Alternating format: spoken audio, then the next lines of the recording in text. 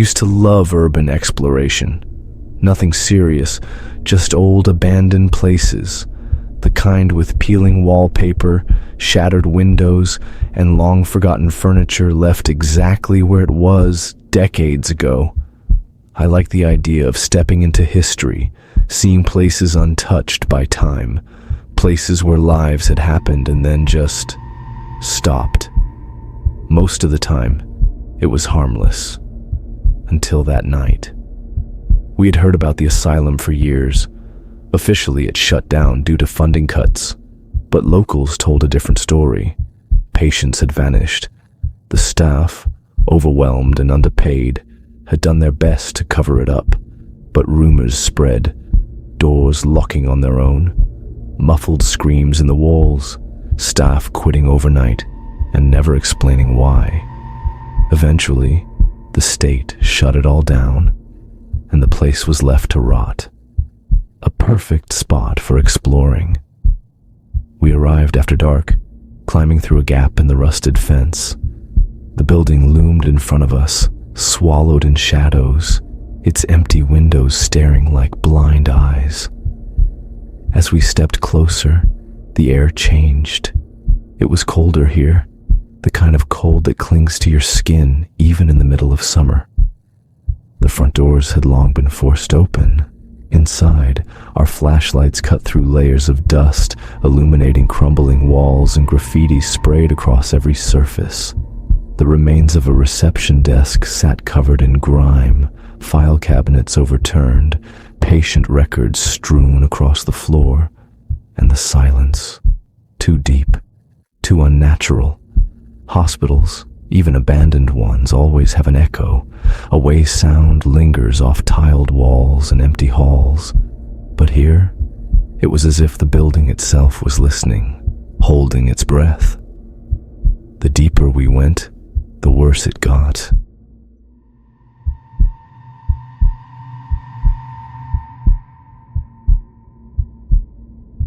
We found old patient rooms, their doors barely hanging onto rusted hinges.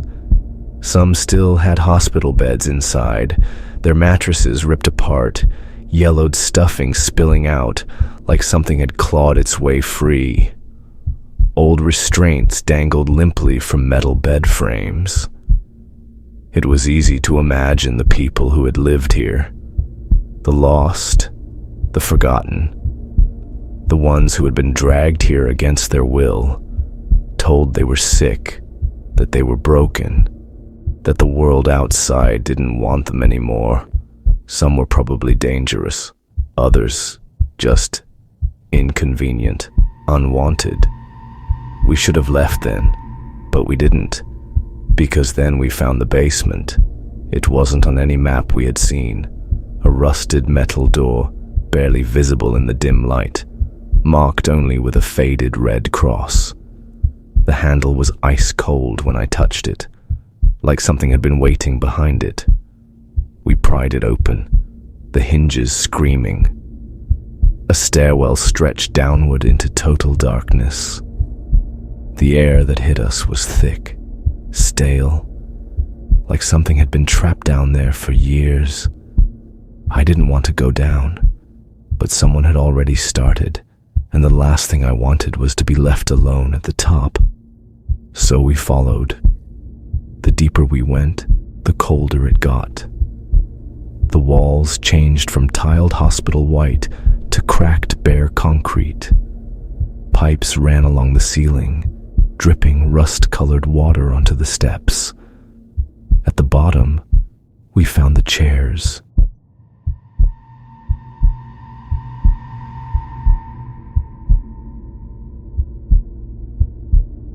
There must have been at least 20 of them, bolted in 2 perfect rows, all facing the same direction. The restraints were still attached. Some of them were stained. The silence in that room was suffocating. It felt heavy, as if whatever had happened here had never really left. That's when we heard it. A soft shuffle from deeper in the basement. None of us moved. Then, a dragging sound. like something heavy being pulled across the floor. I didn't want to look. I didn't want to see what was down there, but the sound was getting closer. I could feel my heartbeat hammering against my ribs, my breath caught somewhere in my throat. The beam of my flashlight trembled in my hands, and then it stopped. The dragging, the shuffling, everything, and that silence. It felt aware, like something was listening to us, watching. That was it. I turned, ran for the stairs, nearly tripping over myself in the rush to get away. The others followed, our footsteps pounding against the concrete as we scrambled back up to the main floor. We didn't stop running until we were outside, gasping for air, hands on our knees, staring back at the empty asylum. And as we caught our breath, something inside moved. The basement door, the one we had left wide open, slowly swung shut. No wind, no draft. It just closed on its own. We never went back, never even spoke about it after that night. But sometimes, in the middle of the night, I wake up, heart racing, skin clammy, ears straining against the silence, and I hear it. That soft shuffling, that slow, heavy dragging, and I don't know if it's just a memory or if something followed me home.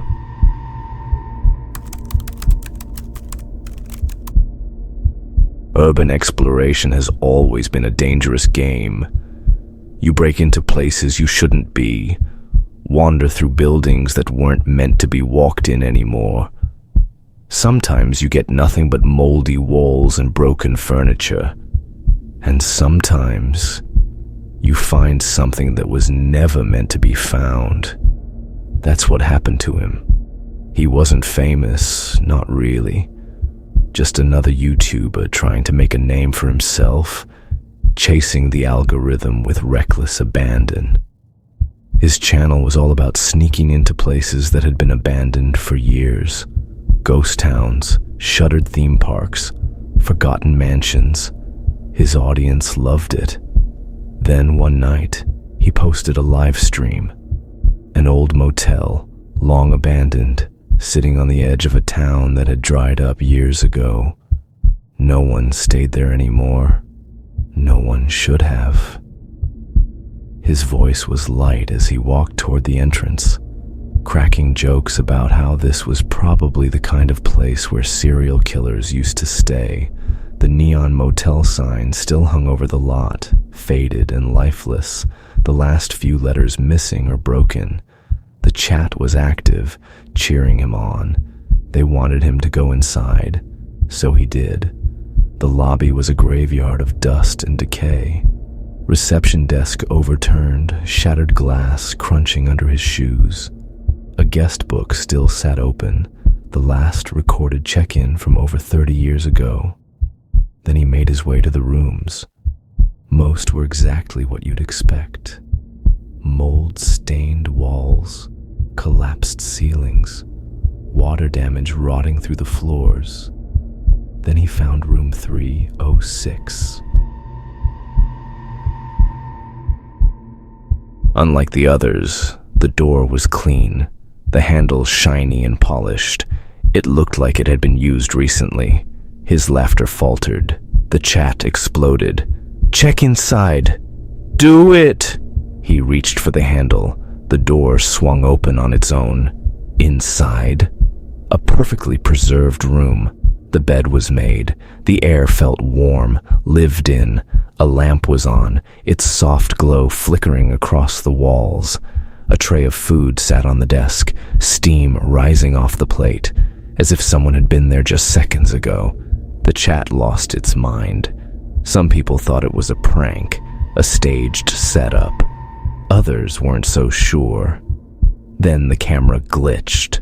For a split second, the screen turned to static, and when it cleared, the bathroom door was slightly open. Someone was standing behind it, A shadow, just barely visible through the gap, not moving, not making a sound. The chat went wild. "Get out! What the f is that? Run!" He stood there, frozen, the camera trembling in his hands. Then finally, his voice came through. "Nope. Nope. Nope. I'm out." He turned to leave, but then the screen cut to black. The stream ended. That was the last time anyone saw him.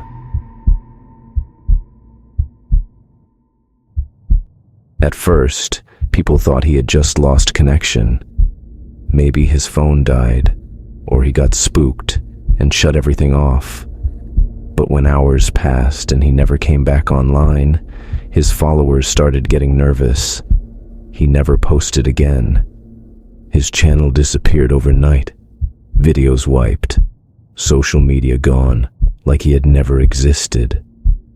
The few people who knew him in real life tried to find him, but his phone went straight to voicemail. His apartment sat untouched, his car still parked in the driveway. No one had seen him. Then someone decided to go looking for the motel. They wanted to see room 306 for themselves. They drove hours, following the vague directions he'd given in previous videos. But when they got there, the motel was gone. Not burned down, not collapsed, just gone. Like it had never been there to begin with. Only an empty lot remained, the ground smooth, untouched. No debris, no foundation, no evidence that anything had ever stood there. But one thing was there, a sign stuck into the dirt, faded, weathered, the last remaining thing that proved something had ever existed on that land. It read, Motel 306, always open. No one ever found him. No missing person report was filed. It was like he had never existed. Some people think he faked it all, that it was some elaborate publicity stunt. But the ones who watched the live stream remember the static, the way the screen glitched, and the figure standing behind the bathroom door. And maybe worst of all, people still see his videos sometimes, even though his channel is gone, even though his account was wiped clean. Clips resurface, grainy, distorted, but different. His voice sounds off. The camera lingers on things it shouldn't, and in the reflections of mirrors, in the glass of motel windows, in the brief, flickering moments when the screen glitches, there's a shadow behind him, and it's always watching. Urban exploration is supposed to be about the thrill of the unknown, that feeling of stepping into a forgotten place, untouched for years, and discovering what's been left behind. That's what we thought we were doing that night. We found the bunker by accident. It was deep in the woods, far from any roads or trails, hidden beneath layers of dead leaves and overgrown brush. Just a rusted metal hatch, barely visible in the dim light, set into the ground, like an old storm shelter. It shouldn't have been there. No one had mentioned anything like this in the area. No records, no rumors, nothing. We thought it was a lucky find. We should have left it alone. The metal was cold to the touch, even though the air around us was humid. It took all three of us to pull it open, the hinges screaming as they gave way. The air that rushed out was wrong, thick, heavy, damp, like the breath of something that had been locked away for a long time. A metal ladder led straight down into darkness. Our flashlights barely cut through it, revealing a narrow corridor lined with corroded pipes and exposed wiring. Everything smelled like rust and wet stone. The deeper we climbed, the colder it got. At the bottom, The corridor stretched forward into pitch black, the walls lined with old metal doors, each with a thick handle and no visible locks. Some were slightly ajar, revealing empty rooms filled with dust and rotting furniture. At first, it seemed like an old fallout shelter, maybe military, maybe some kind of research facility. The walls were lined with decayed maps, faded warning signs, and outdated equipment. But then we found the second level. A stairwell led even deeper underground. Something about it felt wrong, like it wasn't supposed to be there. We hesitated, but curiosity always wins. The steps groaned under our weight as we descended. The air was colder now, so cold we could see our breath. At the bottom, we found a door, different from the others. It wasn't rusted or broken. It was intact, clean, like someone had been maintaining it. And it was slightly open. We pushed it wider and stepped inside. The room was empty, except for a single chair in the center, bolted to the floor. The restraints were still attached. The walls weren't concrete anymore. They were covered in thick, padded insulation, like a soundproof cell. A small metal table sat in the corner. A tape recorder rested on top, covered in dust. Someone had left it there. I don't know why, but I pressed play. At first, nothing, just static. Then a click, then a voice. Day 14, still no response. Subject refuses to eat. Another click, more static. Day 22, movement detected in the hallway last night. No personnel reported being on site. Cameras disabled. Click. Day 37, subject removed. Facility compromised. Click. And then a low, rattling breath. Not from the recording, from inside the room. The air shifted. It was subtle, almost like the change in pressure before a storm. Then the chair moved. Not a lot, just a slight, almost imperceptible tilt.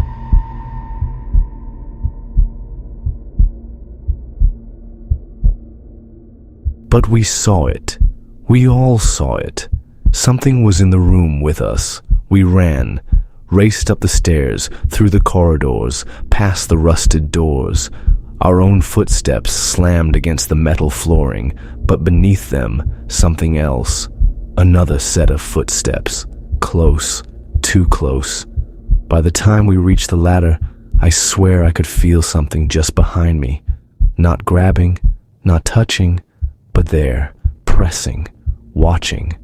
We climbed up and out, gasping for air, slamming the hatch shut behind us.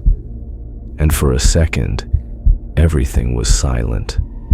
Then, a thud from beneath the hatch, like something had slammed against it from the inside. And we never spoke about it after that night. None of us ever went back to the woods, but something changed after that. At first, it was just little things. Static in my headphones when there shouldn't have been. My phone glitching, restarting on its own. Then the dreams started. Always the same place. The bunker. I see it in my sleep, always standing at the edge of the hatch, looking down. And sometimes, in the dream, I hear something. Not words, not a voice, just breathing, ragged, slow, right behind me, like it's waiting for me to come back.